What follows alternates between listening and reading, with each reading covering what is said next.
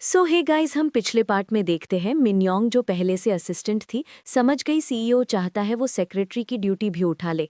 वो जितनी मुश्किलों से यहाँ तक पहुंची थी उसने याद करते हुए सोचा कि ये अचानक वाला डिसीजन क्यों। क्या वो 10 साल से लॉयल डॉग की तरह काम कर रही थी सिर्फ इसलिए कि अब उसे डिमोशन मिले।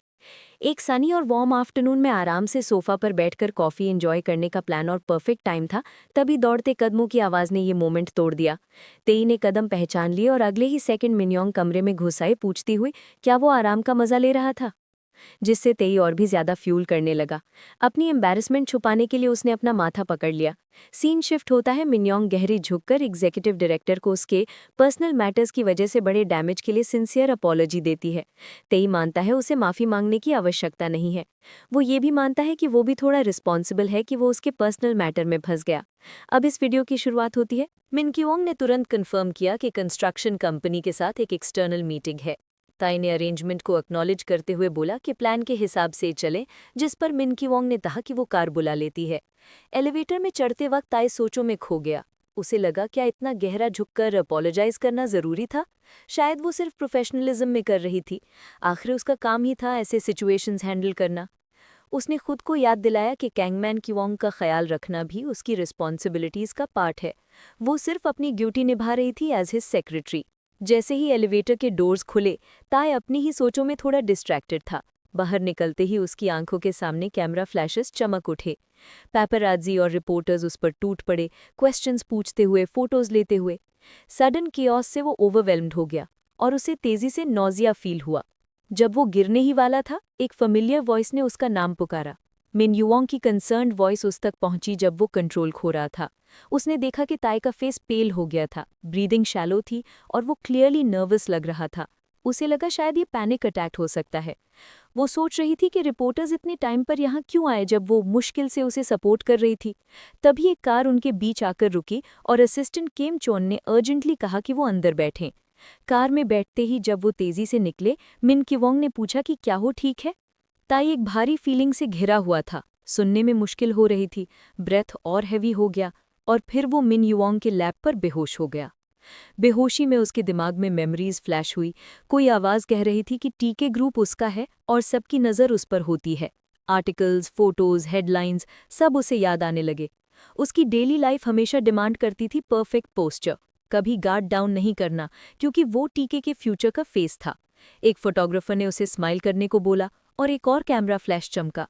कई वॉइसेस उसे वेकअप कह रहे थे। जब होश आया, ताई खुद को हॉस्पिटल में पाया। उसे समझ नहीं आया कि वो फिर से क्यों गिर गया, जबकि वो सोचता था कि वो ऐसे एपिसोड्स क्रॉस कर चुका है। फिर उसे मिन युओंग की फेस याद आई और सोचा क्या वो सच्ची यहाँ थी। उसने देखा कि वो सोफा पर सोती हुई थी। उसने गेस किया कि शायद वो पूरी रात उसके साथ थी। वॉच देखकर पता चला कि वो ऑफिस भी नहीं गई थी, इसलिए इतनी टायर्ड थी। मिन युओंग उठकर हल्की सी ग्रम्बल करते हुए जागी और देखा कि ताई उसे देख रहा है। वो तुरंत बोली कि वो वापस लेट जाए क्योंकि अभी उठना नहीं चाहिए। ताई ने कहा कि वो ठीक फील कर रहा है, पर मिन क्योंग ने जिद की कि वो बैठ जाए। फिर ताई ने कहा कि वो जाकर रेस्ट करे, शायद वो थक चुकी होगी। पर मिन क्योंग ने मना कर दिया और बोला कि वो रिस्पॉन्सिबिलिटी लेती है क्योंकि वो एग्जीक्यूटिव डायरेक्टर की कंडीशन मैनेज नहीं कर पाई, इसलिए वो अपनी मर्जी से रुकी रही। उसने कहा कि पिछले कुछ दिनों में वो उसके लिए कुछ मील्स रखकर आई थी और वो तभी जाएगी जब कंफर्म हो जाए कि ताई ने खाना खा लिया है। ताई को उसकी जिद देखकर सरप्राइज हुआ और पूछा कि वो इतना क्यों कर रही है, वो कोई बच्चा नहीं है। पर मिन क्योंग फिर भी इंसिस्ट करती रही कि वो थोड़ा वक्त ले और फिर मील एक्सेप्ट करे। उसने बोला कि शायद टेस्ट परफेक्ट ना हो पर खाना फिनिश करना ही होगा। उसने ये भी बताया कि आज का शेड्यूल वो हैंडल कर चुकी है। एक छोटी सी साइलेंस के बाद ताई ने थैंक्स बोला, पर तभी मिन्योंग के पेट की आवाज़ आ गई। ताई हंस पड़ा और मिन्योंग शर्म से लाल हो गई। ताई ने बोला कि वो प्लेट ले आए क्योंकि जब तक वो नहीं खाएगी वो भी नहीं खाएगा। जब वो अपना पोर्शन लेकर आई, ताई ने कैजुअली बोला कि उसने सोचा था वो रोबोट जैसी होगी। वो थोड़ी शॉक्ड हो गई। ताई ने एक्सप्लेन किया कि उसको ऐसे नॉर्मल तरीके से खाते देखकर पता चला कि वो भी बिल्कुल ह्यूमन है। वो हल्के से पैनिक में अपना बिहेवियर करेक्ट करने लगी, पर ताई ने बताया कि उसका मतलब नेगेटिव नहीं था। थोड़ी देर की खामोशी के बाद ताई ने बताया कि पहली बार वो 20 साल की एज में गिरा था। उसके फादर हमेशा स्ट्रिक्ट थे, हमेशा परफेक्ट रहने का प्रेशर, रिपोर्टर्स हमेशा आसपास गलती ढूंढते हुए। हर वर्ड, हर एक्शन, सबका इम्पैक्ट होता था और वो कंपनी की इमेज स्पॉइल नहीं कर सकता था। जर्नलिस्ट्स हमेशा उसका पीछा करते थे, बस एक मिस्टेक के इंतजार में। एक फैमिली फोटो सेशन में भी वो गिर गया था, बिल्कुल आज की तरह। हल्की सी स्माइल के साथ उसने मिन्युओंग को रिलैक्स रहने को बोला कि हमेशा टेंस रहने की ज़रूरत नहीं है। फिर उसने कहा कि वो काफ़ी बोल चुका है और उसे अपना मील फिनिश करना चाहिए। मिन्युओंग सोच में पड़ गई कि ताई ने कितना कुछ झेला है। जाने से पहले उसने बोला कि वो मॉर्निंग में वीडियो मीटिंग प्रिपेयर करेगी और 8 बजे वापस आ जाएगी। ताई ने थोड़ा सा फ्राउन करके पूछा कि इतना लेट हो गया है, क्या 8 बजे आ जाना अर्ली नहीं है? मिन्युओंग ने याद दिलाया कि मीटिंग एक दिन पहले ही पोस्टपोन हो चुकी है और डिले करना मुश्किल होगा। उसने रीअश्योर किया कि डेटा रेडी है और टेंशन नहीं लेने का। जब वो जाने लगी, ताई ने उसे रोककर बोला कि काम कुछ घंटों में ही स्टार्ट होगा, इसलिए वो यहीं रुके फॉर द नाइट। एज ताई को अचानक से जिटर्स फील हुए और वो सोचने लगा कि क्या वो पागल हो गया है और क्या बकवास अभी बोल दिया। वो कुछ समझ ही नहीं पाया था कि मिन्योंग ने उसे एग्जीक्यूटिव डायरेक्टर बुलाकर पूछा कि क्या उन्हें कुछ कहना था। ताई ने तुरंत मना कर दिया, बोल दिया कि जो भी अभी हुआ उसे भूल जाए और घर चली जाए। मिन्योंग बिना कुछ और पूछे रूम से बाहर चली गई। ताई वहीं फ्रीज होकर खड़ा रहा, खुद को अंदर ही अंदर गालियां देता हुआ। अपने बाल खुजाते हुए उसने सोचा कि आखिर उसके साथ हो क्या रहा था। उसने सोचा क्या बेहोश होते वक्त उसका सर ज्यादा जोर से तो नहीं लगा। अंदर ही अंदर चिल्लाते हुए वो अपनी ही हरकतों को समझने की कोशिश कर रहा था। सीन नेक्स्ट मॉर्निंग शिफ्ट होता है। ताई उठकर हल्का स्ट्रेच करता है, पर रियलाइज करता है कि पूरी रात सोने के बाद भी वो बिल्कुल ड्रेन्ड फील कर रहा है। तभी डोर पर नॉक होता है और मिन्योंग एंटर होती है, उसे ग्रीट करते हुए। वो बिना टाइम वेस्ट किए बताती है कि बिजनेस मैटर के रिगार्डिंग वीडियो कॉल होने वाली है। मीटिंग में रिवाइज्ड प्लान चेक होगा और कॉन्ट्रैक्ट टर्म्स पर डिस्कशन आगे बढ़ेगा। बिजनेस फीजिबिलिटी रिव्यू करने के बाद ताई सुनता है जबकि मिन्योंग बोलती है कि वो सारी डिटेल्स उन्हें एक्सप्लेन कर देगी। ताई साइलेंटली सोचता है कि शायद वो पूरी रात स्ट्रेस्ड रही होगी, फिर भी उसके चेहरे पर थकान का कोई साइन नहीं था। इसी वजह से वो कांग मिन्योंग के नाम से नोन थी, ऑलवेज कंपोज्ड, ऑलवेज रिलायबल। उसके ऑपोजिट ताई खुद को वियर्ड बिहेव करते हुए फील कर रहा था। वो डिनाई नहीं कर सकता था कि उसने लास्ट नाइट कुछ ज्यादा ही नॉनसेंस बोल दिया था। उसने अपनी कंडीशन को ब्लेम किया और सोचा कि ये बस एक इमोशनल डे था। मिन्योंग ने दोबारा ताई को बुलाया और बताया कि मॉर्निंग शेड्यूल सक्सेसफुली कंप्लीट हो चुका है। उसने ये भी इन्फॉर्म किया कि आफ्टरनून शेड्यूल क्लियर कर दिया गया है एग्जीक्यूटिव डायरेक्टर की हेल्थ के हिसाब से। ताई ने अप्रिशिएट करते हुए थैंक्स बोला। तभी एक और नॉक होता है और सूजन फूलों का बुके लेकर अंदर आती है। उसे देखकर ताई शॉक में उसकी तरफ पॉइंट करता है और पूछता है कि वो यहाँ क्यों आई है। सूजन बिल्कुल अनफेज्ड होकर बताती है कि जब से उसका ब्रदर कोलैप्स होकर हॉस्पिटल में एडमिट हुआ है, उनकी मॉम ने फूल भेजे हैं। ताई तुरंत टेंस हो गया और पूछा कि क्या मॉम को पता चल गया।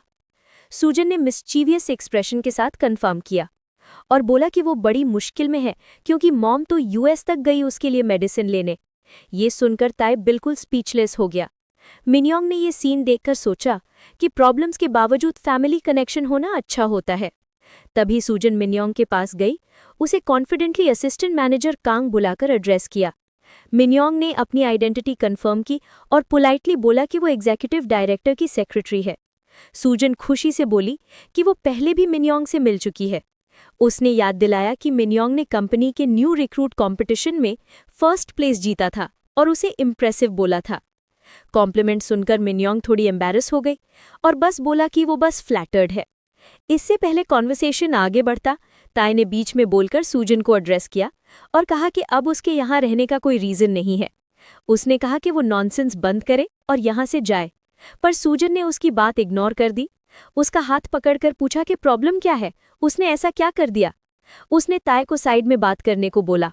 ताई इरिटेटेड होकर पूछता है कि वो क्या बोलना चाहती है। सूजन उसके पास झुककर विस्पर करती है कि वो उसकी हेल्प कर सकती है। ताई स्टन्ड होकर तुरंत पूछता है कि उसे सूजन की हेल्प की क्या जरूरत है। सूजन स्मर्क करते हुए बोलती है कि क्या वो मिन्योंग को सब कुछ बता दे। ये सुनकर ताई का फेस बिगड़ गया और उसकी सस्पिशन बढ़ गई। उसने डिमांड किया कि सूजन क्या प्लान कर रही है। सूजन उसका क्वेश्चन इग्नोर करते हुए मिन्योंग की तरफ मुड़कर कैजुअली बोली कि चलो दोनों कॉफी पीने चलते हैं क्योंकि पेशेंट को हॉस्पिटल रूम में ही रहना चाहिए। मिन्योंग ने मना करने का रीजन नहीं देखा और वो सूजन के साथ बाहर निकल गई। चलते वक्त सूजन बोलती है कि शायद मिन्योंग कल का सीन देखकर शॉक हो गई होगी। मिन्योंग ने एडमिट किया कि उसने एक्सपेक्ट नहीं किया था कि एग्जीक्यूटिव डायरेक्टर ऐसे गिर जाएंगे। पर वो रिलीफ थी कि अब वो बेटर लग रहे हैं। सूजन ने अपनी कंसर्न शेयर की और बोला कि उसके ब्रदर का गिर जाना अनयूजुअल है। जितना वो याद कर सकती है, उसने ताई को कभी प्रॉपर्ली ब्रेक लेते नहीं देखा, तो ऑब्वियस था कि बॉडी एक दिन गिव अप कर देगी। फिर सूजन ने उनके फैमिली हिस्ट्री के बारे में बताया। उसने कहा कि उनके फादर हमेशा एम्बिशियस थे और चाहते थे कि ताई परफेक्ट सक्सेसर की तरह बिहेव करे। फादर ग्रीड से ड्रिवन थे, पर उनकी कैपेबिलिटी उनकी एम्बिशंस के बराबर नहीं थी। इस वजह से उनकी ग्रैंडफादर ने उन्हें पहले ही डिसोन कर दिया था। थ्रू ताई, उनके फादर ने टीके ग्रुप में अपनी पोजीशन दोबारा बनाने की कोशिश की थी। अपने फादर की अप्रूवल और ग्रैंडफादर की रिकग्निशन के चक्कर में ताई लीन ने खुद को एक्सट्रीम तक पुश कर लिया था। लेकिन सब कुछ तब बदल गया जब वो 20 साल का हुआ, क्योंकि तब कुंग टुन उसकी लाइफ में आया। सुजीन ने ताउन का जिक्र किया और बताया कि वो उसकी कहानी अच्छी तरह जानती थी। मिनयोंग ने कन्फर्म किया कि उसे भी उस वक्त की सारी बातें याद है, क्योंकि तब बहुत डिस्कशन होता था। उसे याद आया कि ताइजी, टीके ग्रुप चेयरमैन की यंगेस्ट डॉटर, एक अननोन वॉलीबॉल प्लेयर से प्यार कर बैठी थी और यूएस भागकर चली गई थी, जहां वो सालों तक छुपी रही। 2 डेकेड्स बाद जब उसकी लाइफ की ट्रूथ रिवील हुई, तब उसके बेटे का एग्जिस्टेंस सामने आया और साथ ही उसकी डेथ की ट्रैजिक न्यूज़ भी। स्टोरी को आगे बढ़ाते हुए सुजीन ने बताया कि उनकी आंट के पासिंग के बाद ग्रैंडफादर ने फाइनली ताइजून को अपना ग्रैंडसन एक्सेप्ट किया। सिर्फ एक्सेप्ट ही नहीं किया, बल्कि मिस्टर टे ने उसे फैमिली नेम भी दे दिया। ये वही नेम था जो ताई ली सोचता था कि सिर्फ उसका हक है as the true successor of TK group. ये रेवलेशन उसके लिए एक मैसिव शॉक था। उसने अपना पूरा जवानी इसलिए लगा दी कि वो कभी भी ताइजून से पीछे ना रह जाए, जो उसके ही एज का था। पर फादर की एक मिस्टेक की वजह से कंपनी का आधा हिस्सा ताइजून को दे दिया गया। ताई के लिए ये सब जैसे पूरी लाइफ उलट कर रख दिया गया हो। ये सब सुनकर मिनयोंग को लगा कि वो हमेशा ताई को एक सेल्फ सेंटर्ड क्राउन प्रिंस समझती रही। उसे कभी अंदाजा नहीं था कि वो इतनी टफ पोजीशन में होगा। सुजीन ने उसकी एक्सप्रेशन नोटिस की और हल्की सी हंसी लेकर बोली कि सबसे बुरा तो ये था कि ताई को ये सब प्रोसेस करने का टाइम भी नहीं मिला। 20 साल का होते ही उसे बिजनेस वर्ल्ड में धकेल दिया गया, जहां हर तरफ से प्रेशर ही प्रेशर था। मिंगयोंग को एक नया सा सिंपैथी फील हुआ और उसने एडमिट किया कि उसे ताई के लिए बुरा लग रहा है। सुजीन ने मिंगयोंग का हाथ पकड़ा और रिलीफ एक्सप्रेस की कि वो उसके ब्रदर के साथ है। स्माइल करते हुए उसने प्यार से उसे मिंगयोंग उन्हीं बुलाया और पूछा कि क्या वो उसे ऐसे ही बुला सकती है। उसकी ब्राइट आंखों को देखकर मिंगयोंग मना नहीं कर पाई। उसे अपने यंगर सिबलिंग्स की याद आ गई। सुजीन ने मिन्योंग को हग कर लिया और अपना फ्रस्ट्रेशन एक्सप्रेस किया। वो बॉदर्ड थी कि उसका ब्रदर रेस्ट करने का चांस मिलने के बावजूद आराम नहीं करता, हॉस्पिटल बेड पर भी काम ही करता रहता है। रोते हुए उसने पूछा कि वो क्या करें जिससे उसका ब्रदर थोड़ा रिलैक्स हो जाए। उसकी सिंसियरिटी देखकर मिंगयोंग ने उसकी बैक जेंटली पैट की और बोला कि क्राई करने की जरूरत नहीं। सुजीन की टेरी आंखों को देखकर मिंगयोंग रेजिस्ट नहीं कर पाई और डिटर्मिनेशन से प्रॉमिस किया कि वो कोई सोल्यूशन ढूंढ लेगी। डिलाइटेड सुजीन ने उसकी तारीफ की और बोला कि वो ट्रूली द बेस्ट है। सीन शिफ्ट होता है और असिस्टेंट किम चुन एक्साइटेड टून में डिक्लेयर करता है कि फन करवाना उसकी स्पेशलिटी है। कार में बैठे तई ने कंफ्यूज होकर पूछा कि वो अचानक गंगुआंडो क्यों जा रहे हैं। मिन्योंग ने कामली एक्सप्लेन किया कि प्रॉपर रेस्ट, रिकवरी, प्रोडक्टिविटी और क्रिएटिविटी सब इम्प्रूव करता है और इनडायरेक्टली वर्क परफॉर्मेंस भी। और एक असिस्टेंट होने के नाते वो इंश्योर करेगी कि तई फुल्ली रिकवर करे। तई थोड़ा ग्रम्बल करता हुआ बोला कि कुछ दिन लेट तक सो लेना ही काफी होता, पर मिन्योंग को पता था कि वो अंदर से सीक्रेटली एक्साइटेड था। उसके चेहरे को देखकर वो मुस्कुराई, सोचते हुए कि शायद वो उसे थोड़ा ज्यादा पुश कर रही है। स्माइल करते हुए उसने डिसाइड किया कि ये वेकेशन परफेक्ट बनानी ही होगी। ड्राइवर किम चुन ने सालों में कई रोल्स निभाए थे। एलिमेंट्री, मिडिल और हाई स्कूल के एंटरटेनमेंट क्लब्स के प्रेसिडेंट, जोंगहा के रिप्रेजेंटेटिव और यूनिवर्सिटी के ऑटोमोटिव इंजीनियरिंग डिपार्टमेंट के ऑटोमोटिव क्लब के लीडर। अपनी डेडिकेशन के कारण सुजीन ने उसकी एफर्ट्स रिकग्नाइज किए और उसे इस ट्रिप का ड्राइवर अपॉइंट किया। असिस्टेंट के रोल में किम चुन जेन्युइनली एक्साइटेड लग रहा था, क्योंकि उसने सबके लिए एक्सीलेंट अकोमोडेशन अरेंज किए थे। मिन्योंग ने थैंकफुल होकर अप्रिशिएट किया कि उन्होंने कंफर्ट को प्रायोरिटी दी। जब वो ड्राइव करते हुए निकले, तई ने क्यूरियसली पूछा कि वो कितनी दूर जा रहे हैं। सुजीन ने कैजुअली रिमार्क किया कि जितने कम लोग होंगे, एक्सपीरियंस उतना ही बेटर होगा। फाइनली ग्रुप फ्रीडम पेंशन पहुंचा, एक हीलिंग रिट्रीट जिसके रूम्स टॉप टियर थे और ऑनलाइन रिव्यूज भी अमेजिंग थे। चेक इन स्मूथली हो गया और प्लेस रियलिटी में उतना ही इंप्रेसिव लगा जितना पिक्चर्स में दिख रहा था। किमजान ने एक्साइटमेंट से लेडीज रूम और मेंस रूम पॉइंट किए और बताया कि दोनों रूम्स बहुत स्पेशियस और रिलैक्सिंग डिजाइन वाले हैं। सराउंडिंग नेचुरल सीनरी ने एनवायरनमेंट और ब्यूटीफुल बना दिया, जिससे तई ने क्वाइटली नोट किया कि 4 लोग यहाँ रात बिताएंगे। और वो सब प्रोसेस करने लगा। सुजीन थोड़ी कंफ्यूज हो गई और पूछा कि सिर्फ 2 रूम्स ही क्यों है 4 पीपल के लिए। किम चान ने अश्योर किया कि ये स्पेस काफी से भी ज्यादा है और कैजुअली पूछा कि क्या वो अनपैकिंग स्टार्ट करे। पहले को अरेंजमेंट्स को लेकर अनईजी फील हो रहा था। रूम शेयर करने का आइडिया उसे बिल्कुल पसंद नहीं आ रहा था। उसे यकीन ही नहीं हो रहा था कि वो सच में किसी के साइड में सोएगा। उसे पहले से ही फील हो रहा था कि इतनी नजदीकी में वो प्रॉपर्ली रेस्ट नहीं कर पाएगा। उधर ही रूम में सुजीन ने मिंगक्योंग को पुकारा, पूछते हुए कि क्या बस इतना ही सामान पैक किया है। मिंगक्योंग ने कामली कहा कि उसने सिर्फ उतना ही सामान लिया है जितना कंफर्टेबल रहने के लिए जरूरी था। सुजीन ने कहा कि काफी टाइम हो गया उसे वेकेशन कर जाते हुए और इस बार वो प्रॉपर वेकेशन लुक कैरी करना चाहती है। किम चैन, जो हमेशा प्रिपेयर्ड असिस्टेंट की तरह एक्ट करता था, ने लेडीज को बुलाया और पूछा कि क्या वो रेडी हैं। सुजिन ने दोनों की तरफ से जवाब दिया कि वो बस आ रहे हैं। जब विमेन नीचे आए, सुजिन मिन्योंग के साथ नजर आई। दोनों आउटिंग के लिए स्टाइलिशली ड्रेस्ड थे। सुजिन ने कंफर्म किया कि चलो अब निकलते हैं। मिन्योंग को शॉर्ट स्कर्ट में देखकर टाइली का फेस एम्बैरस होकर रेड हो गया। वो क्लियरली अनकंफर्टेबल था और पूछा कि वो ऐसे क्यों रेडी हुई है। सुजिन ने कैजुअली बोला कि हम वेकेशन पर हैं, इतनी चिंता मत करो। फिर उसने प्लेफुल टोन में टाई को टीज किया, कहकर कि मिन्योंग का फिगर अमेजिंग है। टाई फुल्ली फ्लस्टर्ड हो गया और सुजिन को डांटा कि वियर्ड कमेंट्स करना बंद करे, जबकि सब एक साथ बाहर निकल गए। बाहर आते ही मिंगयोंग ने लिमिटेड टाइम देखते हुए ग्रुप बनाने का आइडिया दिया। उसने कैजुअली सजेस्ट किया कि वो ग्रोसरी शॉपिंग ड्राइवर किम चैन के साथ करेगी और टाई एरिया को एक्सप्लोर कर ले कि वहाँ कोई फन जगह है या नहीं। उसने चेयरफुल वेव करते हुए टाई को बाय बोला और किम चैन के साथ निकल गई। जाते हुए उसने ऐड किया कि वो एरिया स्काउट करके वापस आ जाएगी। टाई ने धीरे से बोला कि हम साथ में जा सकते थे, थोड़ा लेफ्ट आउट फील करते हुए। बाद में फॉरेस्ट में वॉक करते हुए मिंगयोंग ने पूछा कि क्या टाई को ये जगह पसंद आ रही है। उसने ऑनेस्टली बोला कि पता नहीं, क्योंकि वो यहाँ पहले ज्यादा आया ही नहीं। मिंगयोंग ने अपने चाइल्डहुड की एक माउंटेन याद की जो बिल्कुल यहाँ जैसी लगती थी। वो माउंटेन उसके फ्रेंड्स का फेवरेट स्पॉट था। वहाँ वो इंसेक्ट्स कलेक्ट करते, फ्लावर्स पिक करते और समर सन के नीचे दौड़ते करते। उसने एडमिट किया कि फॉरेस्ट की स्मेल ने उसकी पुरानी यादें फ्रेश कर दी। टाई ने बोला कि ये सब बहुत ब्यूटीफुल मेमोरी लगती है। मिंगयोंग ने अग्री करते हुए सर हिला दिया। फिर उसने टाई को near by ripe mountain raspberries दिखाई। उसने एक बाइट ली और कहा कि ये स्वीट और डिलिशियस है। जब उसने टाई को एक ऑफर की, उसकी ब्राइट स्माइल देखकर टाई थोड़ा एम्बैरस होकर बिना सोचे समझे ले लिया।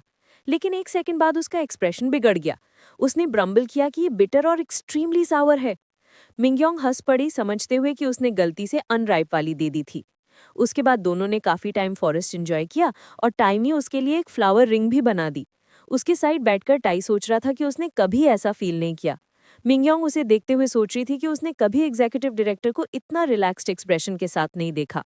उसने सोचा कि वो सच में इस बार खुद को एंजॉय कर रहा था। मिंगयोंग ने उसे वो बात याद दिलाई जो उसने पहले कही थी कि शोल्डर्स रिलैक्स करो और थोड़ा सा एंजॉय दे करो। उसने सोचा कि ये ट्रिप उन दोनों के लिए परफेक्ट चांस है अनवाइंड करने का। उसने कन्फेस किया कि जब उसने अग्री किया ज्वाइन करने के लिए, वो जेन्युइनली हैप्पी फील कर रही थी। टाइली धीरे से कहा कि वो पहले कभी ऐसी जगह नहीं आया। फिर थोड़ी देर बाद क्वाइटली कन्फेस किया कि उसे ये जगह पसंद है। तभी कुछ रेनड्रॉप्स गिरने लगे। मिंगयोंग ने ऊपर देखकर बोला कि लगता है बारिश शुरू हो गई।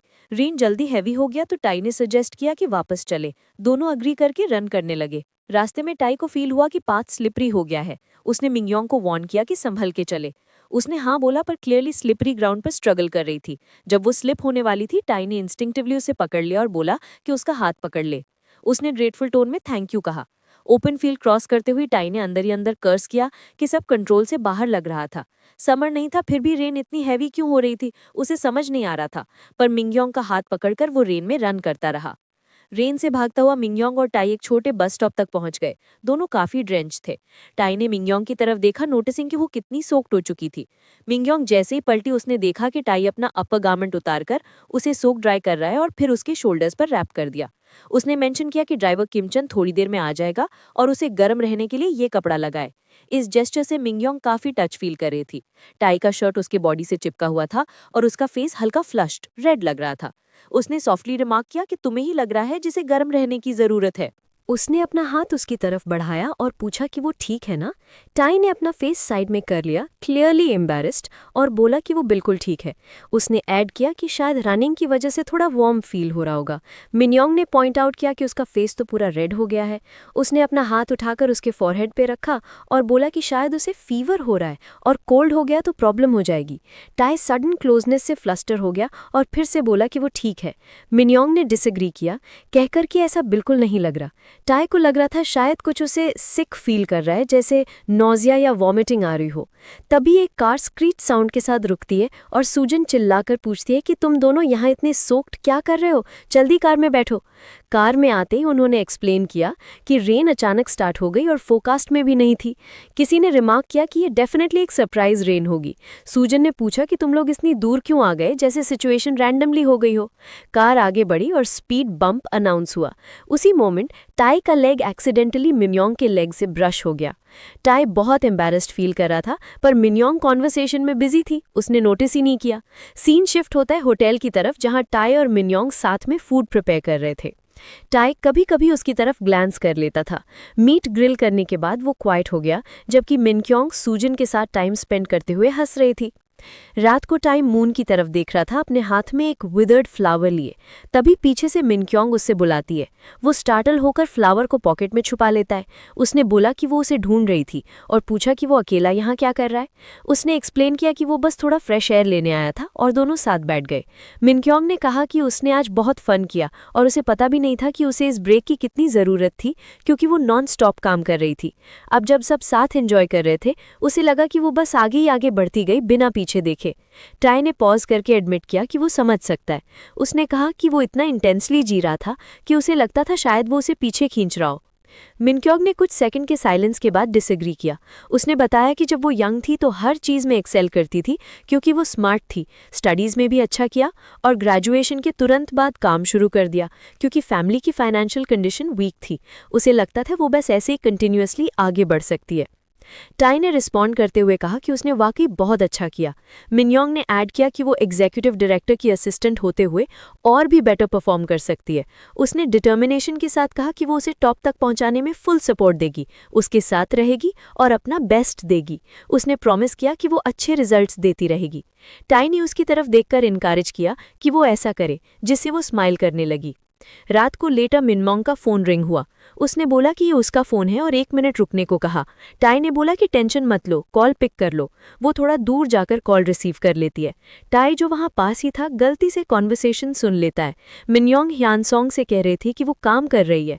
उसकी वॉइस की सॉफ्टनेस ने टाई को अनईजी फील करवा दिया। ह्यानसोंग पूछता है कि वो क्या कर रही है, जिसके जवाब में मिन्योंग सिंपली कहती कि वो वर्किंग है। और ये सुनकर टाई एकदम फ्रीज हो गया।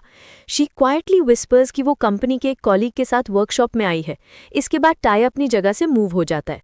बाद में जब टाई वापस आता है, उसके कोल्ड डिमीनर को एक सॉफ्ट स्माइल ने कवर किया हुआ था। उसके शार्प रिमार्क्स अब बिल्कुल जेंटल टोन में आ रहे थे, और उसकी नेचुरल एरोगेंस, जो उसके स्ट्रिक्ट मैनर्स और अपराइट पोस्चर भी हाइड नहीं कर सकते, क्लियरली दिखाती थी कि वो लाइफ टाइम रूलर टाइप बंदा है। टीके ग्रुप का क्राउन प्रिंस वाली ऑरा उसके अंदर से ही निकल रही थी। मिन्योंग उसकी तरफ हरी होकर आई और बोला कि वो उसका नेक्स्ट शेड्यूल रिपोर्ट करती है। उसने बताया कि 5 PM को मिस्टर किम जोंग, जो CEO हैं, उनके साथ डिनर अपॉइंटमेंट है। डिनर के बाद 8 PM को स्पा अपॉइंटमेंट भी बुक्ड है। टाइनी सिर हिला के एक्नॉलेज किया। मिन्योंग को लगा कि उसमें कुछ चेंज आ गया है। ट्रिप से लौटने के बाद से वो पूरी तरह एक डिफरेंट पर्सन जैसा बिहेव कर रहा था। उसका एटीट्यूड पहले से 10 टाइम्स कोल्डर हो चुका था। उसने ट्रिप के टाइम का टाई याद किया, उसकी स्माइल, उसका जेंटल बिहेवियर, और सोचा क्या ये सब सिर्फ उसकी इमेजिनेशन थी। फिर उसने खुद ही डिनाई कर दिया, सोचते हुए कि टाई हमेशा से ही ऐसा ही था अंदर से। सीन शिफ्ट होता है कार की तरफ, जहां टाई डॉक्यूमेंट्स रिव्यू और साइन कर रहा था। उसने मिन्योंग की तरफ देखा और उसने फॉर्मली उसे एग्जीक्यूटिव डायरेक्टर एड्रेस किया। उसने कहा कि वो आज का ब्रीफिंग स्टार्ट करेगी और टाई ने अप्रूव कर दिया। टाई लिसन करते हुए मिन्योंग ने रिपोर्ट दिया कि 10 AM को हेडक्वार्टर्स में बिजनेस मीटिंग शेड्यूल्ड है और एक और मीटिंग 12 PM को। उसने ऐड किया कि लंच मिस्टर ली जोंग, जो एक कॉर्पोरेशन के CEO हैं, उनके साथ होगा। रिपोर्ट देते हुए टाइल ने सोचा कि वो बहुत हार्डवर्क कर रही है। उसे वेकेशन का वो मोमेंट याद आया जब वो ह्यान से कह रही थी कि वो वर्किंग है। ये सोचकर कि उसे काम बहुत पसंद है, टाइल ने डिसाइड किया कि वो उसे एंडलेस काम करने देगा बिना किसी हेजिटेशन के। उसने उसे डॉक्यूमेंट्स का एक ढेर दिया और कहा कि इन्हें कल की मीटिंग से पहले ऑर्गेनाइज कर दो, हर एक को। मिनग्योंग ने सिर हिलाकर टास्क एक्सेप्ट कर लिया। बाद में जब उसने तैयार किए हुए डॉक्यूमेंट्स वापस लाकर दिए तो टी ने कहा कि रीडेबिलिटी ठीक नहीं है और उसे कहा कि इन्हें प्रॉपर्ली रीऑर्गेनाइज करके बेटर वर्जन लेकर आए। उसने माना और बोली कि वो इसे और बेटर कर देगी। जब उसने दोबारा फाइल्स तैयार की और लेकर आई तो इस बार टाई ने कहा कि अब सोचा जाए तो ओरिजिनल फॉर्मेट ही बेटर था और उसे फिर से पहले वाली वर्जन पर लौटने को कहा। मिनग्योंग ने फिर एक बार चुपचाप हाँ कहा और वापस काम पर चली गई। पिछले हफ्ते में उसने जितने भी काम उसे दिए थे और जितनी बार उसने चेंजेस मांगे थे, फिर भी मिनग्योंग की आवाज़ या एटीट्यूड में कोई फर्क नहीं आया था। टाई जानता था कि वो उसी दिन से बिल्कुल नहीं बदली जब दोनों पहली बार मिले थे, लेकिन उसकी वही कामनेस उसे और ज्यादा परेशान कर रही थी। कुछ देर बाद मिनग्योंग ने उसके दरवाजे पर नॉक किया और बताया कि डिनर रेस्टोरेंट से अरेंज हो गया है। उसने कहा कि उसने मशरूम रिजोटो और व्हीट ग्रास जूस ऑर्डर किया है, सोचा कि सैलेड से ज़्यादा कन्वीनियंट होगा। टाइली ने तुरंत नोटिस किया, ये उसकी फेवरेट डिश थी उस रेस्टोरेंट की जहां वो हमेशा जाता था। उसने सोचा, एज एक्सपेक्टेड, परफेक्ट। उसने एक बाइट लिया, धीरे धीरे च्यू किया और फिर स्पून नीचे रख दी, जैसे वो उसे रोकना चाहता हो। उसने पूछा, क्या ये डायरेक्टर कैंग की पसंद थी, और बोला कि वो इसे खुद खा ले। उसने ठंडे लहजे में ये भी कहा कि वो व्हीट ग्रास जूस जैसी चीज़ें नहीं पीता। बिना रिएक्ट किए मिनग्योंग ने सीधा उसे देखते हुए कहा कि उसने एक्स्ट्रा डिशेस भी तैयार करवाई हैं जस्ट इन केस। उसने अबलोनी पॉरेज सर्व किया और बोली कि ये एल होटल से स्पेशली मंगवाया है, प्लीज़ एंजॉय योर मील। टाइली गुस्सा दबाते हुए सोच रहा था कि डिश बहुत डिलिशियस है और यही बात उसे और गुस्सा दिला रही थी। वो मन ही मन उसे कोस रहा था कि इतनी कंसिडरेट क्यों है। उस रात जब टाई दरवाज़ा खोला तो उसने मिनग्योंग को देखा। उसने पूछा कि क्या वो बाहर जा रहा है और बोली कि वो कार तैयार करवा देगी, लेकिन टाई वहीं रुक गया। उसे पहले वाला डिश याद आ गया। उसने पूछा कि वो क्या खा रही है। मिनग्योंग ने याद दिलाया कि अभी तो उसने कहा था कि ये डायरेक्टर कैंग की प्रेफरेंस है तो उसे ही खाना चाहिए। टाई हड़बड़ा गया और तुरंत बोला कि उसका वो मतलब नहीं था। उसने पूछा कि क्या वो खाने वाला है, क्या वो उसे दोबारा ऑर्डर करे। इस पर टाई झुंझला गया कि वो ऑलरेडी अबलोनी पॉरेज खा चुका है। वो मन ही मन सोच रहा था कि क्या वो जानबूझकर उसे इरिटेट कर रही है। मिनग्योंग ने कामली कहा कि वो बस टाइम बचाने के लिए यहीं खा रही है क्योंकि आज बहुत काम है। ये सुनकर टाई और भी डिप्रेस्ड हो गया। उसने उसे बुलाकर पूछा कि क्या उसके लिए ये खाना ठीक है। मिनग्योंग ने कहा कि वो हमेशा स्पून्स वॉश करके इस्तेमाल करती है, so don't worry. Tie embarrassed हो गया। उसे लगा कि वो सच में उन्हीं जैसी है और यही चीज उसे पागल कर रही थी। उसने एक ग्लास उठाया और एक ही गल्प में सब पी गया। मिनग्योंग हैरान होकर कहा कि उस ग्लास से वो ऑलरेडी पी चुकी है। टाई रुक गया, फिर अजीब सी ऑकवर्डनेस में माउथ टिश्यू से वाइप किया और बोला, तो क्या, ये ओरिजिनली मेरा ही था। उसने फिर पूछा कि क्या वो ड्रिंक लेगी, क्या वो इसे दोबारा ऑर्डर करे, और कहा कि वो अब जा रहा है। जाने से पहले उसने उसकी स्क्रीन पर नज़र डाली और कहा कि स्लाइड्स वेल ऑर्गेनाइज्ड है। वो थोड़ा करीब आया और धीरे से कहा, यू डिड वेल, और फिर बाहर चला गया। बाहर आते ही टाई रुका और अचानक हंसने लगा। वो सोच रहा था कि उसने टेंशन ज़रूर फील की होगी और उसका लाल पड़ता चेहरा उसे ग्रेट लगा। हंसते हंसते वो चला गया, खुद को रोक नहीं पा रहा था। उसके बाद सीन शुरू हुआ जहां टाइली खुद को क्वाइटली कर्स कर रहा था, फ्रस्ट्रेशन में शूज़ को ज़मीन पर मारते हुए, क्योंकि आज फाइनल डे था। मिनग्योंग आई और पूछा कि क्या वो यहीं है और याद दिलाया कि हमें चलना चाहिए। मीटिंग रूम में पहुंचकर मिनग्योंग ने एम्प्लॉयज़ को ग्रीट किया और पूछा कि क्या उन्हें वेट करना पड़ा। उन्होंने कहा कि नहीं और एग्जीक्यूटिव डायरेक्टर को रिस्पेक्टफुली ग्रीट किया। एक आदमी ने अपना इंट्रोडक्शन दिया। वो मिंगजी हो था, बैक्योंग रिजॉर्ट M&A प्रोजेक्ट का लॉयर और लीगल एडवाइज़र।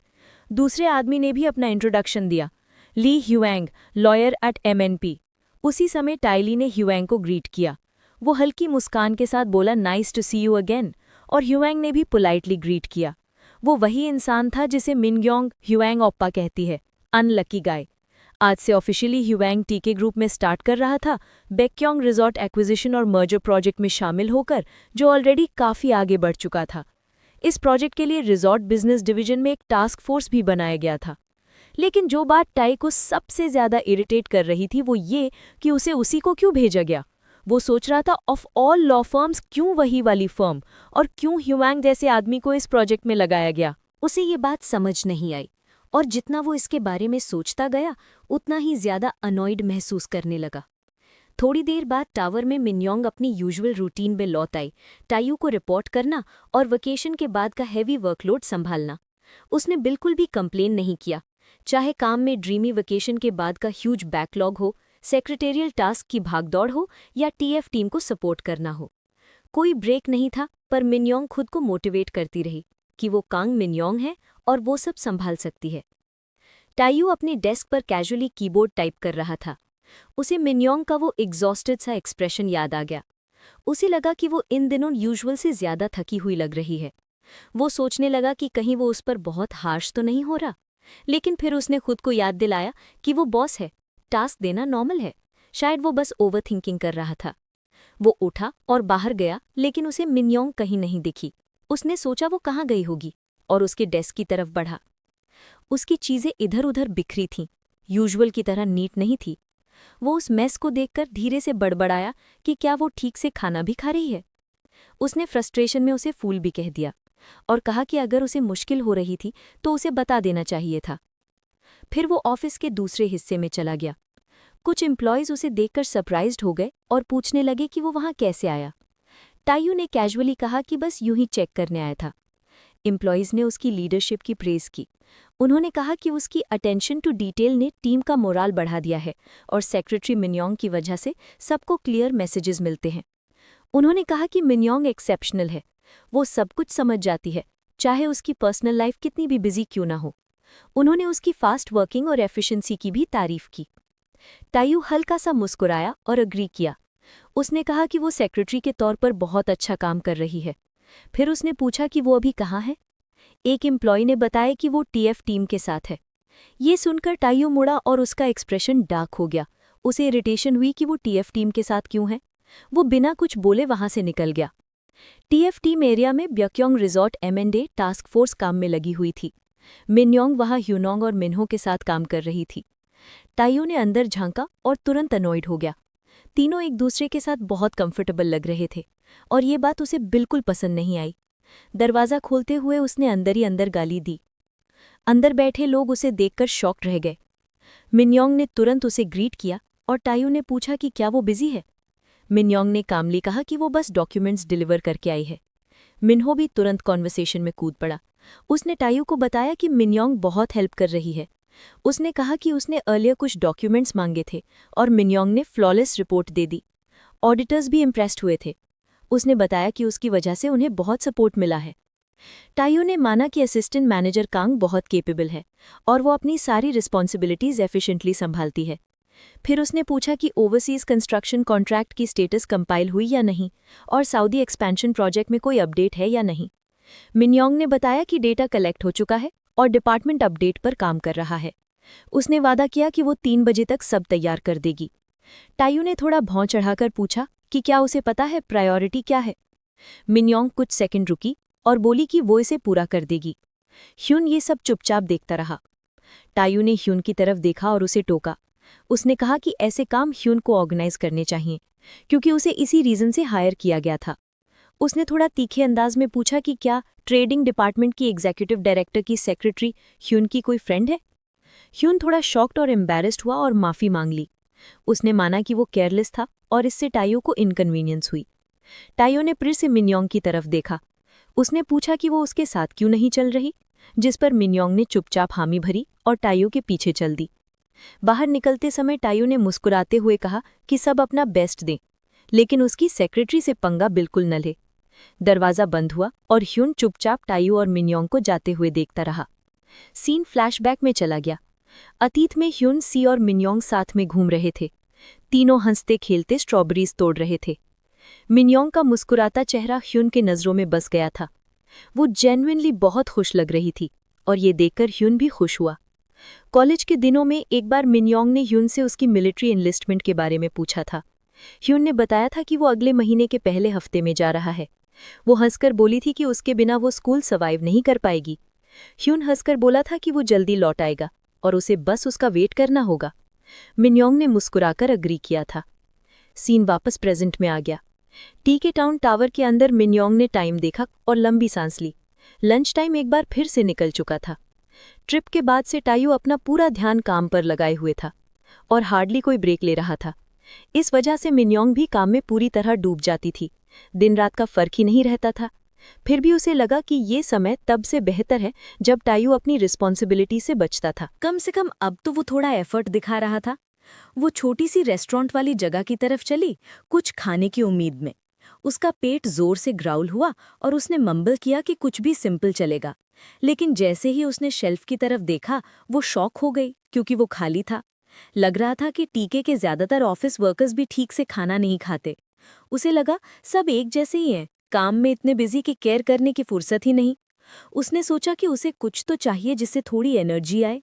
उसकी एनर्जी लो थी और काम करने के लिए उसे फूड चाहिए था। तभी उसकी नज़र नीचे वाली शेल्फ पर पड़े एक स्मॉल पैकेट पर गई। वो स्माइल कर उठे सोचते हुए कि ये परफेक्ट है, और टाइजन की तरह नीचे झुककर उसे लेने लगी।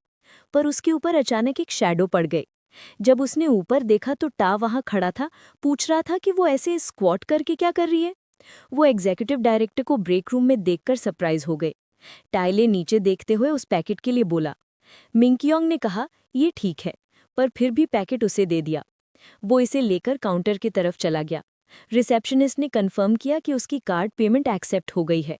बाहर आते ही टाई ने आसमान की तरफ देखा और बोला कि वेदर अच्छा है। उसने मिंकियोंग से पूछा कि क्या वो बैठना चाहोगी क्या, और उसने सिर हिलाकर हाँ कह दिया। दोनों टाइजुन पर बैठ गए। टाइले ने ड्रिंक बॉटल खोली और एक लंबा सिप लिया। मिंकियोंग ने उसके फेस को और फिर उसके लिप्स को ड्रिंक करते हुए देखा। वो अनजाने में ही उसके गल्प करने का तरीका स्टेयर करने लगे। अचानक टाई उसकी तरफ मुड़ा। उसने सोचा, ये मुझे ऐसे क्यों देख रही है। उसे याद आया कि टाइजुन ने एक बार कहा था कि कुछ लड़कियों को लड़कों का ऐसे ड्रिंक करना सेक्सी लगता है। टाइले ने मन ही मन टाइजुन को कोसा और सोचा, शायद वो अपनी चार्म्स दिखा रहा है। उसने जल्दी से टॉपिक बदलने की कोशिश की, बोला कि उसने किसी को ऐसे पीते देखा था और उसे इरिटेटिंग लगा था, पर अब टेस्ट रिफ्रेशिंग लग रहा है। मिंकियोंग ने साई किया, स्नैक पैकेट खोला और पूछा कि क्या उसे डाइजेशन में प्रॉब्लम चल रही है। टाई उसके रिएक्शन से थोड़ा डिप्रेस्ड होकर बोला कि नहीं, पर अंदर ही अंदर उसने टाइजुन को फिर से कोसा, ऑकवर्ड फील करते हुए। जब मिंकियोंग चॉकलेट बार खोलने में स्ट्रगल कर रही थी, टाई ने नोटिस किया और पूछा, क्या ये वही है जो उसे ट्रेनिंग डेज में पसंद था। मिंकियोंग ने उसकी तरफ देखा और पूछा, क्या उसे ये याद है। टाई हंस पड़ा, बोला, ये सच है, ये चॉकलेट हमेशा रिफ्रेशिंग लगती थी। एक छोटी सी मेमोरी उसके माइंड में फ्लैश हुई। 53rd बैच की न्यू एम्प्लॉय ट्रेनिंग में मिंकियोंग ने उसे यही चॉकलेट बार दी थी। उसने कहा था कि ये उसकी फेवरेट है। कॉस्ट परफॉर्मेंस रेशियो के हिसाब से ये बेस्ट है। 100 ग्राम के हिसाब से भी ये चीप पड़ती है, और इसके नट्स की क्वांटिटी और टेस्ट को कोई बीट नहीं कर सकता। टाई को याद आया कि तब भी वो यही चॉकलेट खाती थी। इस बात को याद करके उसके ईयर्स लाल हो गए। अब भी पहले की तरह ये चॉकलेट उसे बहुत स्वीट लगती थी और कैरेमल उसके माउथ में चिपक रहा था। उसने फिर मिंकियोंग की तरफ देखा। वो चॉकलेट का एक बाइट ले चुकी थी और वो खुद को रोक नहीं पाया, उसके लिप्स की तरफ फिर से देखता रहा। पहले की तरह ही उसे एम्बैरेसमेंट महसूस हुई। इतने समय के बाद भी वो उसे देखे बिना नहीं रह पाया। उसका फेस लाल हो गया, पर उसने कुछ कहा नहीं। रात में ऑफिस में मिंकियोंग एलिवेटर का वेट कर रही थी। ह्योंग पीछे से आया और उसका नाम लिया। मिंकियोंग मुड़ी और पूछा कि फिर से लेट तक काम कर रहा था क्या। ह्योंग ने बात टाल दी, बोलते हुए कि वो आज जल्दी जा रही है। मिंकियोंग ने कहा कि उसकी टास्क्स ऑलमोस्ट खत्म हो गई हैं, जिस पर ह्योंग ने कहा कि वो इन दिनों बहुत हार्डवर्क कर रही है। उसने फिर पूछा कि उसका बैग इतना हैवी क्यों है। मिंकियोंग ने कहा क्योंकि उसमें उसका लैपटॉप है। एलिवेटर खुलते ही ह्योंग ने तुरंत बैग पकड़ लिया और डिनर चलने का सजेशन दिया। बोला उसे नियर बाय अच्छे रेस्टोरेंट्स पता हैं। मिंकियोंग मान गए, बोली कि ये अच्छा लगेगा। ह्योंग ने कहा कि वो फर्स्ट डे से उसे ट्रीट देना चाहता था, पर वो हमेशा बिजी रहती थी। मिंकियोंग ने हंसकर माफ़ी मांगी और कहा कि ये उसकी गलती थी। रेस्टोरेंट में स्टेक ग्रिल करते समय मिंकियोंग ने एक बाइट लिया और अच्छे टेस्ट पर हल्का सा कांप गई। उसने प्रेज करते हुए कहा कि ये सच में बहुत डिलिशियस है। ह्योंग ने कहा, आराम से खाओ, एंजॉय करो। मिंकियोंग हंसी और बोली कि उसे ऐसा लग रहा है जैसे वो हेवन में है। फिर उसने कहा कि वो भी मील स्किप मत किया करो, सिर्फ बिजी होने की वजह से। उसने कहा कि वो इन दिनों बहुत टायर्ड लग रही है और उसे थोड़ा अपना ख्याल रखना चाहिए। मिंकियोंग ने उसे अश्योर किया कि चिंता मत करो और कहा कि अब से वो प्रॉपर्ली खाना खाएगी। खाना खाने के बाद दोनों हंसते और आराम से बातें करते रहे।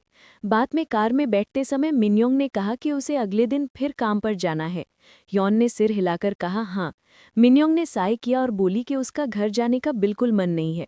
योंग ने पूछा अचानक क्यों, तो मिनयोंग ने समझाया कि घर गई तो शावर, फिर सोना, और आंख खुलेगी तो सीधा मॉर्निंग और फिर वर्क। यॉन थोड़ा टेकन बैक हुआ और बोला कि हाँ ये सही है, लेकिन ऑफिस में तो वो टोटल वर्कaholic लगती है और फिर भी सोशल लाइफ मेंटेन करती है। मिंगयोंग अनइम्प्रेस्ड होकर बोली कि क्या वो उसे अभी भी कोई छोटी गर्ल समझता है।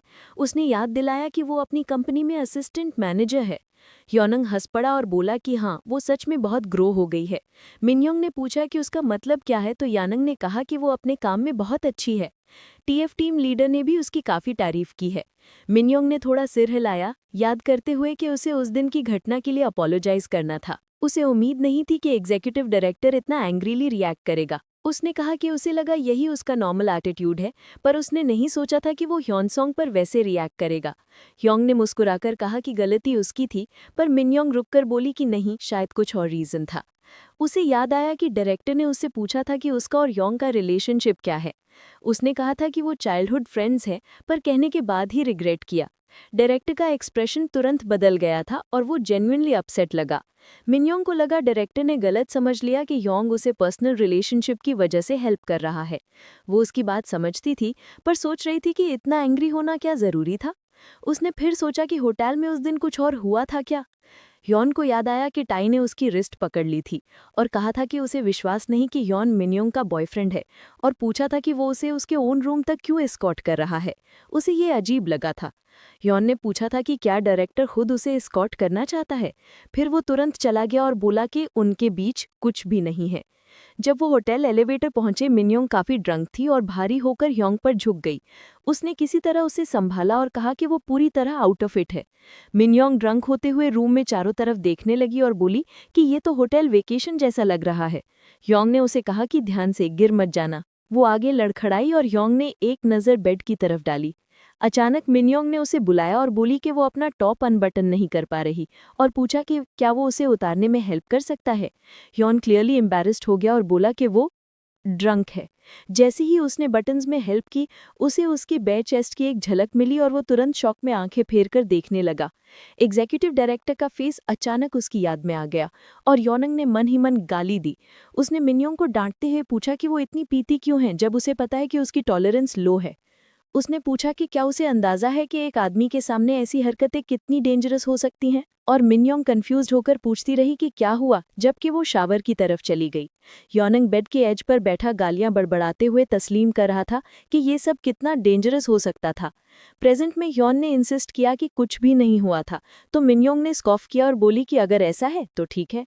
यॉन ने बीच में रोकते हुए कहा कि एग्जीक्यूटिव डायरेक्टर की पर्सनैलिटी ही ऐसी ऑकवर्ड और डिफिकल्ट है। मिनयोंग हंसी और बोली हाँ बिल्कुल। उसने कहा कि उस दिन वो खाने को लेकर भी बहुत पिकी था और ये उसे बिल्कुल पसंद नहीं आया। फिर वो उसकी और इरिटेटिंग हैबिट्स के बारे में बातें करने लगी। जैसे ही वो बोलती गई, यॉनसोंग ने स्टीयरिंग व्हील पकड़ा और आगे देखते हुए खो गया। उसका माइंड फिर एग्जीक्यूटिव डायरेक्टर की तरफ ड्रिफ्ट हो गया। उसे लगा कि लेट ली वाकई बहुत बौद्धसम इंसान है। कुछ दिन बाद मिनयोंग अपने डेस्क पर बैठकर काम खत्म कर रही थी। उसने कैजुअली यॉनसोंग को आवाज दी कि आज उसे ओवरटाइम नहीं करना पड़ेगा। यॉन ने तुरंत पूछा कि क्या डिनर साथ में करना है, और मिनयोंग ने कहा कि येस, इट साउंडेड ग्रेट। जब उसने पूछा कि वो घर कब पहुंचेगी, उसने कहा आधे घंटे में, और वो रास्ते में कुछ फूड ले आएगी। उसने पूछा कि क्या वो चाइनीज टेकआउट पसंद करेगा, पास में अच्छे प्लेसेस हैं। तभी उसे पीछे से एक वॉइस सुनाई दी। उसने जल्दी से यॉन को फोन पर अपोलोजाइज किया और बोली कि वो आज डिनर नहीं कर पाएगी और बाद में कॉल करेगी। मुड़कर देखा तो टाई खड़ा था, चेहरे पर फ्राउन लिए, और साफ लग रहा था कि वो खुश नहीं है। मिनयोंग ने पलक झपककर कहा कि उसे लगा वो ऑलरेडी घर जा चुका है। टाई ने हल्की सी स्मग के साथ कहा कि वो आज ऑफिस में ओवरनाइट काम करेगा, जिससे मिनयोंग सरप्राइज हो गई। टाई ने स्कॉफ किया और उसे मॉक करते हुए याद दिलाया कि उसने पहले ही बताया था। उसने समझाया कि उसे ट्रेड डिपार्टमेंट और कंस्ट्रक्शन सेक्टर के प्लांट बिजनेस के बीच एनर्जी सॉल्यूशंस कोऑर्डिनेट करने हैं, और बोला कि उसे अगले दिन भी वापस आना पड़ेगा, और पूछा कि इसमें सरप्राइज होने वाली क्या बात है। मिनयोंग ने अपना फ्रस्ट्रेशन रोकते हुए हार्डली अपनी एंगर कंट्रोल करते हुए खुद को कंपोज रखा। जब वो वहीं चुप बैठी थी, टाई ने कल वाली मीटिंग का जिक्र किया और फिर उसकी फोन स्क्रीन पर नजर डाली। मिनयोंग ने तुरंत यॉन को फोन पर अपोलोजाइज किया और बोली कि वो आज डिनर नहीं कर पाएगी और बाद में कॉल जैसे ही करेगी। उसने कॉल काटी, टे ने बोला कि लगता है उसे उसके साथ डिनर करना था। ओए, उसकी आवाज में पूरा सॉर्काज़म भरा हुआ था, जिससे मिंगक्योंग ने उसे घूरकर देखा। उसने कहा कि अगर उसकी कोई प्लान्स हैं तो वो जा सकती है। फिर जैसे उसे कुछ याद आया हो, उसने पूछा कि क्या उसे रिक्वेस्टेड डेटा मिल गया है और कहा कि उसे जो भी तैयार हुआ है वो दे दे। मिंगक्योंग ने माना कि उसने अभी सब कंपाइल नहीं किया है। हेली ने कहा कोई बात नहीं, जो भी तैयार है वो दे दो, और बोला कि एग्जीक्यूटिव डायरेक्टर ओवरटाइम हैंडल कर लेगा। मिनयोंग ने मुठला भींचकर डेस्क पर हल्का सा मुक्का मारा, फिर मुस्कुराकर बोली कि वो उसे अकेला काम नहीं करने दे सकती और हेल्प करेगी। टी ने उसे देखते हुए हल्की मुस्कान दी और थोड़े टीजिंग अंदाज में बोला, ठीक है, बेस्ट करो। अंदर ही अंदर वो पैनिक कर रहा था, उसकी पूरी प्लान खराब हो गई थी। उसने पूरा दिमाग लगाकर एक जीनियस आइडिया निकाला था कि कैसे उसे ठीक से खाना खिलाया जाए ताकि वो सिर्फ चॉकलेट बार्स पर सर्वाइव ना करे। वो उसके ऑफिस आवर्स खत्म होने का इंतजार करता रहा, फिर एक एक्सक्यूज बनाकर वापस आया, स्वादिष्ट खाना ऑर्डर किया और प्लान था कि वो उसके खाने के बाद एक अर्जेंट कॉल आ जाएगी और वो निकल जाएगा। सब परफेक्ट था अगर उसने हियान के साथ डिनर प्लान्स ना बनाए होते। अब ना सिर्फ उसका प्लान फेल हो गया, बल्कि वो फिर से ओवरटाइम कर रही थी। वो उसका टेक केयर करने आया था और उल्टा खुद ऑफिस में फंस गया। उसे उसकी निराश चेहरा याद आया, साफ था भी वो गुस्से में थी। फिर भी उसने खुद को समझाया कि अगर वो उसके लिए कुछ टेस्टी ले आएगा तो सब ठीक हो जाएगा। कम से कम वो ये तो कर ही सकता था कि उसे खाना खिला दे। थोड़ी देर बाद उसने दरवाज़ा खोला और पुकारा कि असिस्टेंट मैनेजर मिंगक्योंग, डिनर के बारे में क्या? लेकिन जब वो मुड़ी, उसकी मुस्कान बिल्कुल लाइफलेस और स्टिफ थी। ये देखकर वो झटके में आ गया। उसने कहा कि अगर वो रेस्टोरेंट में उसका नाम बता देगी तो स्टाफ उसका ऑर्डर ले लेगा, लेकिन उसने फिर भी एक नोट लिखा था जस्ट इन केस। मिंगक्योंग ने काम होकर कहा कि हाँ समझ गई, अगली बार ऐसे ही करेगी। वो रिजॉर्टो के बारे में कुछ कहना चाहता था, लेकिन मिंगक्योंग ने फ़ोन उठाकर ऑर्डर करना शुरू कर दिया, उसकी बात इग्नोर कर दी। टे ऑकवर्डली खड़ा रह गया, उसकी कोल्डनेस से हिल चुका था। वो सोचने लगा कि शायद वो 2 प्लेट्स ऑर्डर कर लें और साथ में खा लें, लेकिन उसे लगा कि अगर वो सीधा पूछेगा तो वो मना कर देगी। जब मिंगक्योंग ऑर्डर कर रही थी, वो डिटेल्ड इंस्ट्रक्शंस दे रही थी, राइस फैलाना, बीफ कम रखना, पार्मेजान चीज़ बढ़ाना और भी बहुत कुछ। टे ने टेली को 2 प्लेट्स का ऑर्डर देने का इशारा करना चाहा, लेकिन बोलने से पहले ही रुक गया। मिंगक्योंग ने कॉल ख़त्म की, उठी और बोली कि वो थोड़ी देर बाहर जाकर खा लेगी और वापस आ जाएगी और रिटर्न में फूड पिक कर लेगी। ये कहकर वो बाहर चली गई और टे वहीं खड़ा रह गया पूरे शौक में। कुछ देर बाद मिंगक्योंग ने डोर नॉक किया और बताया कि खाना आ गया है। उसने प्लेट्स उसके सामने रखी और पीछे हट गई। टी ने मॉनिटर देखा, फिर उसे देखते हुए पूछा कि क्या वो कुछ क्लैरिफाई कर सकती है। उसे लग रहा था ये ओरिजिनल डेटा से मैच नहीं कर रहा। मिंगक्योंग पास आई, लेकिन उसके बोलने से पहले ही टे ने थोड़ा मुड़कर कहा कि वो बैठ जाए, दोनों को फिर से मटीरियल्स रिव्यू करने चाहिए। मिंगक्योंग चुपचाप बैठ गई और दोनों काम करने लगे। काम करते हुए टे उसे देखते हुए बड़बड़ाया कि वो क्या खाती है कि पहले से भी ज्यादा भूखी लग रही है। उसने पूछा कि क्या उसने आज भी सिर्फ एक चॉकलेट बार खाया था, लेकिन मिंगक्योंग ने जवाब नहीं दिया और काम करती रही। कुछ सेकंड बाद टे ने एक डिश उसकी तरफ सरकाई और कहा, खा लो। मिंगक्योंग सरप्राइज्ड हुए और जल्दी से मना कर दिया कि वो ठीक है, खाना एग्जीक्यूटिव डायरेक्टर का है। टे ने इंसिस्ट किया कि उसे भूख नहीं है, वो सिर्फ सैलेड ले लेगा। मिंगक्योंग ने कहा कि वो कुछ और ऑर्डर कर देगी, लेकिन टे लाल पड़ गया, हड़बड़ा गया और बोला कि बस खाओ। आखिरकार उसने सिर हिलाया और प्लेट ले ली। जब वो खाने लगी, वो डिस्ट्रैक्शन फील कर रही थी। उसकी कलोन की खुशबू हल्की लेकिन तीखी थी, जिससे वो थोड़ी डिजी हो गई। कमरे की शांति में वो खुशबू से कुछ ज्यादा ही ओवरपावरिंग लग रही थी। वहीं टे ने सैलेड खाया और बोला कि ये फ्राइड चिकन से भी अच्छा है। फिर कहा कि उसकी टेस्ट बड्स बहुत रिफाइंड हो गई हैं। मिंगक्योंग कंफ्यूज्ड हो गई, उसे लगा कि रिजॉर्टो में तो टेस्ट नाम की चीज ही नहीं है। सीन शिफ्ट होता है, मिंगक्योंग बस में झपकी ले रही है। उसने थोड़ा इधर उधर देखा, स्टीप स्लोप पर नजर पड़ी, फिर उसने आंखें बंद कर लीं। स्पून्स की आवाज, हल्की हंसी, शांत सांसें, उसकी कलौन की वार्मथ और हार्मलेस जोक्स सब धीरे धीरे उसके दिमाग में घूमने लगे। वो खुद से पूछने लगी कि उस मोमेंट उसका एक्सप्रेशन कैसा था जब उसने उसे देखा था। वो नजरिया क्यों इतना याद रह गया था? अपने ही थॉट से चौंककर उसने सिर झटका और चीजों को नजरअंदाज किया। उसे लगा शायद वो सिक लग रही होगी। अपार्टमेंट पहुंचकर उसने दरवाजा खोला और कहा कि वो आ गई है, लेकिन उसने देखा कि ह्यानोंग और सिया पहले से अंदर थे। उन्होंने प्लेफुल अंदाज में उसे लेट आने पर छेड़ा। उन्हें देखकर उसे थोड़ी खुशी हुई। रोअनांग उसके पास आया, उसके गाल को छुआ और कहा कि वो उसका इंतजार कर रहा था। टीवी पर धीमी आवाज में कुछ चल रहा था। मिंगक्योंग ने कंधा दबाया और बोली कि वो मर रही है। होनांग ने तुरंत पूछा कि तुमने तो कहा था कि वो ओवरटाइम नहीं करेगी, फिर इतनी लेट क्यों आई? मिंगक्योंग ने कैजुअली जवाब दिया कि बस हो गया। उसके मुताबिक एग्जीक्यूटिव डायरेक्टर ने आदत बना ली है कि अचानक आकर लास्ट मिनट काम थमा देने की। उसने कहा कि वो बिल्कुल बच्चे जैसा बिहेव कर रहे हैं। सिया को ये सुनकर बुरा लगा, उसे लगा कि वो बहुत काम कर रही है। उसने कहा कि ऐसा लग रहा था जैसे उन्हें मिले जमाना हो गया। मिंक्योंग ने हंसकर कहा कि शायद इसीलिए क्योंकि वो रोज ड्रिंकिंग पर जा रही है। सिया ने चिंता जताई कि वो बहुत पेल लग रही है और पूछा कि क्या वो ठीक से खा रही है। कंसर्न दिखाते हुए उसने एक चिकन लेग उठाकर उसे ऑफर किया और कहा कि आज रात वो चिकन लेग्स छोड़ देगी सिर्फ उसके लिए। उसने मसल्स दिखाकर मूड हल्का करने की कोशिश की। मिंगयोंग हल्की मुस्कान के साथ बोली कि कोई बात नहीं, उसने ऑलरेडी डिनर कर लिया है। ये सुनकर सिया शॉक्ड रह गई। उसने पूछा कब, क्या मतलब? मिंगयोंग ने नजर चुराकर कहा कि एग्जीक्यूटिव डायरेक्टर ने उसके लिए डिनर खरीदा था।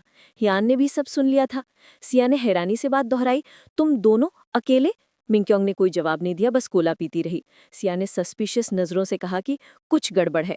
उसने कहा कि ये पूरा सेटअप के ड्रामा जैसा लग रहा है, ओवरटाइम बस बहाना होता है साथ में समय बिताने का। मिंक्योंग ने ब्लैंक एक्सप्रेशन के साथ उसे देखा और कहा कि तुम बहुत के ड्रामा देख रही हो। लेकिन सिया ने इंसिस्ट किया कि यह सच भी हो सकता है। मिंक्योंग ने सिर हिलाया और दूर देखते हुए बोली कि एग्जीक्यूटिव डायरेक्टर मुझे पसंद नहीं करता। उसने ये बात पहले दिन से साफ कर दी थी। ट्रेनिंग सेंटर में जब पहली बार मिले थे तभी से उसने साफ जाहिर कर दिया था। अब तो वो बिना वजह सिर्फ मुझे परेशान करता है। शायद उसने अंदाजा लगा लिया था कि आज उसे थोड़ा गिल्टी फील हो रहा था, उसकी मिजरेबल एक्सप्रेशन देखने के बाद। थोड़ा रुककर सिया पास झुकी और पूछा, मिन्योंग का क्या सोचना है उसके बारे में? क्या उसे वो पसंद है? मिन्योंग ने तुरंत जवाब नहीं दिया। उसका माइंड भटक गया। उसे उसकी वो नज़र, उसका बिहेवियर और वो स्टूपिड सी छोटी स्माइल्स याद आ गईं, जिनसे उसकी हार्ट अचानक फ्लटर हुई थी ट्रिप पर। सिया ने हल्की सी मुस्कान दी और एडमिट किया कि वो एक्सट्रीमली हैंडसम है। उसने कहा वो बिल्कुल उसके टाइप का है और वो डेफिनेटली डेट करना चाहेगी किसी ऐसे इंसान को जो उन आइडल्स जैसा दिखता हो, उस ग्रुप यूगियो यामदान वाला। उसने कहा कि अगर ऑफिस में ऐसा कोई दिख जाए तो डे पूरा अच्छा लगने लगे। लेकिन मिन्योंग ने डिस्गस्टेड एक्सप्रेशन बनाया और बात वहीं खत्म कर दी। उसने जोर दे के कहा कि ऐसा कुछ नहीं है। सिया ने भौहें चढ़ाईं और पूछा, वो ऐसा बिहेव क्यों कर रही है? मिन्योंग ने उसे इमेजिन करने को कहा कि एक शीबा पपी है। उसने कहा, इमेजिन करो क्यूट है लेकिन बात नहीं मानता। जब भी पास जाओ ग्राउल करता है, पर फिर भी अडोरेबल लगता है। उसने कहा, इमेजिन करो कि उस डॉग को 10 घंटे से भी ज्यादा डेली संभालना पड़े। काफी टायरिंग लगता है और बिल्कुल वैसा ही फील होता है। सिया ने हल्का सा सिर हिलाया, जैसे अब समझ आ रहा हो। मिन्योंग ने कहा कि शायद वो थोड़ा और सह लेगी और बाद में डिपार्टमेंट चेंज कर लेगी, लेकिन उसका प्राइड उसे इतनी आसानी से छोड़ने नहीं देगा।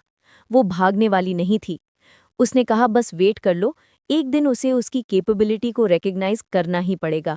वो पूरी तरह डिटर्मिन्ड थी कि ये एक्नॉलेजमेंट वो हासिल करके ही रहेगी।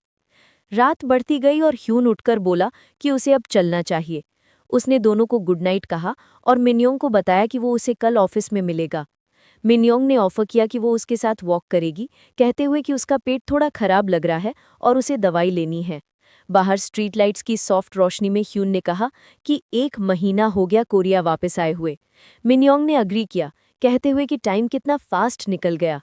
ह्यून ने सिर हिलाया और कहा, जैसे बस कल ही हम स्कूल में थे। मिन्योंग फेंट सी स्माइल के साथ बोली कि साथ में ऐसे चलना नॉस्टैल्जिक लग रहा है। वो दोनों ब्रेक साथ लेते थे, घर से काम करते थे, साइड बाय साइड, और छोटे प्रोजेक्ट्स पर साथ काम करते थे, बिल्कुल पुराने दिनों जैसे। ह्यून अचानक धीरे हो गया और बोला कि तब वो उसे बहुत कुछ सिखा सकता था, लेकिन अब चीज़ें काफ़ी बदल गई हैं। उसके दिमाग में एक क्लासरूम की मेमोरी उभरी, जहाँ स्टूडेंट्स मिन्योंग के बारे में विस्पर कर रहे थे। सब कहते थे कि वो सिर्फ 17 की थी और फर्स्ट ट्राई में स्कूल में आ गई है। रूमर ये भी था कि शायद उसने लोअर रैंक स्कूल अप्लाई किया होगा, क्योंकि ये मेडिकल स्कूल नहीं था। विस्पर्स बढ़ते गए। तभी किसी ने उसका नाम लिया और वो मुड़ी जवाब देने। उसकी वॉइस ने हूना बुलाया।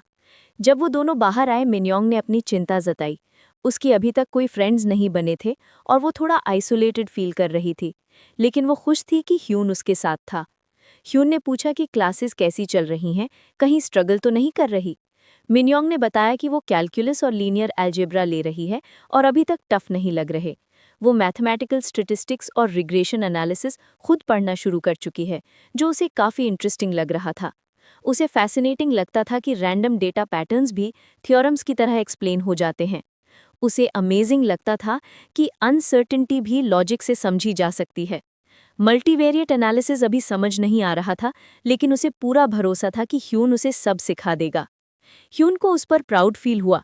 वो उसे हाई स्कूल में गाइड करता था, लेकिन अब वो उससे भी ज़्यादा स्मार्ट बन रही थी। मिन्योंग ये सुनकर चौंक गई। उसने तुरंत डिनाई कर दिया, कहकर कि ह्यून सब जानता है। वो हमेशा क्लब्स और एक्टिविटीज़ में रहता था, उसके बहुत फ्रेंड्स थे और सब उसे एडमायर करते थे। वो उसे देखकर जेलस होती थी और उसकी तरह बनना चाहती थी।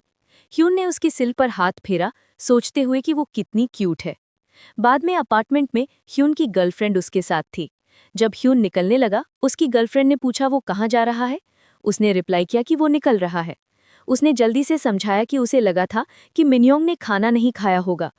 उसकी गर्लफ्रेंड अनॉयड हो गई। उसने पूछा जब वो यहीं है तो वो मिन्योंग की इतनी चिंता क्यों करता है। ह्यून ने समझाया कि मिन्योंग अकेली सोल आई है और वो उसे इग्नोर नहीं कर सकता। उसकी गर्लफ्रेंड ने कहा कि मिन्योंग कोई बच्ची नहीं है। उसने पूछा ह्यून उसे क्यों संभाल रहा है, खासकर जब वो तो बस 1-2 बार ही आती है और पिछली बार भी वो मूवी देखने चला गया था उसकी इच्छा पर, जो मूवी वो खुद भी देखना चाहती थी। ह्यून ने समझाने की कोशिश की कि मिन्योंग के फ्रेंड्स नहीं हैं, लेकिन उसकी गर्लफ्रेंड झुंझलाकर बोली कि वो उसे वियर्ड दिखाने की कोशिश कर रहा है। वो इरिटेटेड थी कि वो हमेशा सेकंड प्लेस आ रही है। ह्यून सारी एक्यूजेशन सुनकर कंफ्यूज्ड हो गया। तो दोस्तों, ये रहा आज के वीडियो का एंड। अगर आपको ये वीडियो पसंद आया हो तो कमेंट सेक्शन में नेक्स्ट पार्ट लिखना मत भूलना।